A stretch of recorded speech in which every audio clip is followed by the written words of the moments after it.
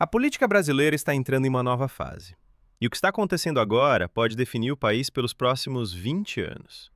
Pela primeira vez, não são só pesquisas eleitorais que estão mostrando quem pode vencer em 2026. Existe algo novo no jogo. Mercados preditivos internacionais que movimentam milhões apostando em quem será o próximo presidente do Brasil. E esses mercados estão enviando um sinal claro. Hoje, na maior plataforma de previsão política do mundo, o Polymarket, o nome de Lula aparece como principal favorito para vencer a eleição presidencial de 2026, com cerca de 52% de probabilidade, segundo o dinheiro apostado por investidores. Flávio Bolsonaro surge como o segundo nome mais forte, com algo próximo de 28% de chance. Isso não é uma opinião, é gente colocando dinheiro real nas próprias convicções. E não para por aí.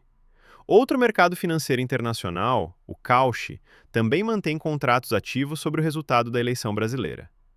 O simples fato desses mercados existirem já mostra o tamanho do interesse global no futuro político do país.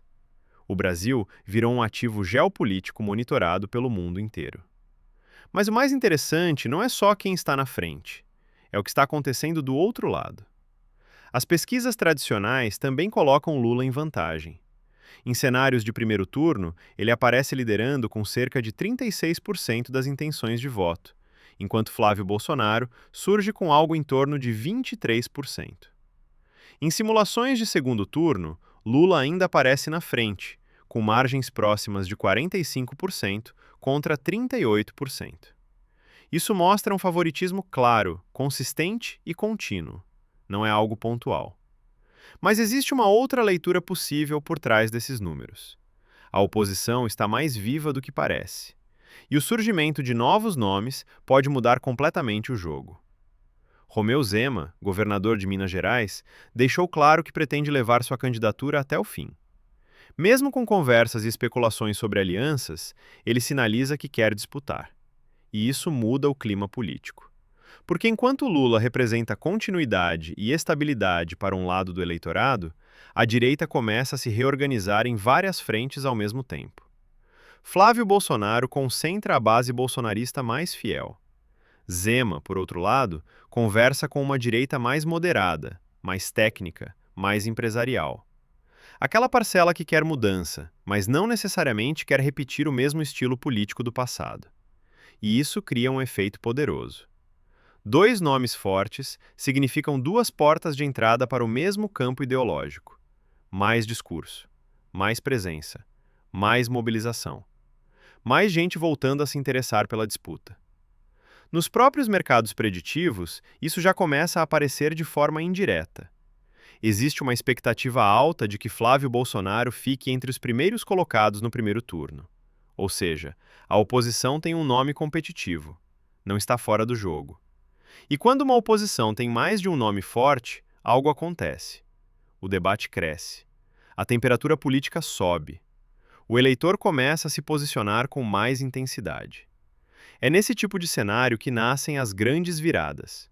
Mesmo com Lula liderando pesquisas e probabilidades financeiras, a corrida não está decidida. Pelo contrário, ela está apenas começando. A estratégia de ter múltiplos candidatos na direita pode funcionar como combustível político. Enquanto um mobiliza a base mais ideológica, o outro pode atrair quem está cansado da polarização tradicional. E isso cria algo que a oposição não tinha há alguns anos: amplitude. Amplitude de discurso, amplitude de público, amplitude de presença nacional. E é exatamente isso que levanta o ânimo de quem é contra o PT e contra o próprio Lula. Porque pela primeira vez, a disputa deixa de ser apenas sobre um nome e passa a ser sobre um campo inteiro se reorganizando. Enquanto isso, Lula segue forte, experiente e bem posicionado.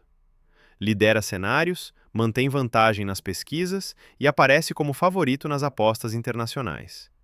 Isso mostra que ele ainda tem um capital político muito sólido. Mas eleição não se ganha só com favoritismo. Se ganha com clima, com mobilização, com narrativa, com sensação de mudança. E é aí que o surgimento de nomes como Zema pode ter um papel decisivo. Não necessariamente para vencer sozinho, mas para fortalecer todo um movimento. No fim das contas, essa eleição não será só sobre Lula, nem só sobre Bolsonaro, nem só sobre Zema. Vai ser sobre um país dividido entre continuidade e ruptura, entre segurança e mudança, entre passado e futuro, e sobre milhões de brasileiros que acreditam que estão lutando, cada um à sua maneira, para vencer aquilo que consideram o mal do Brasil.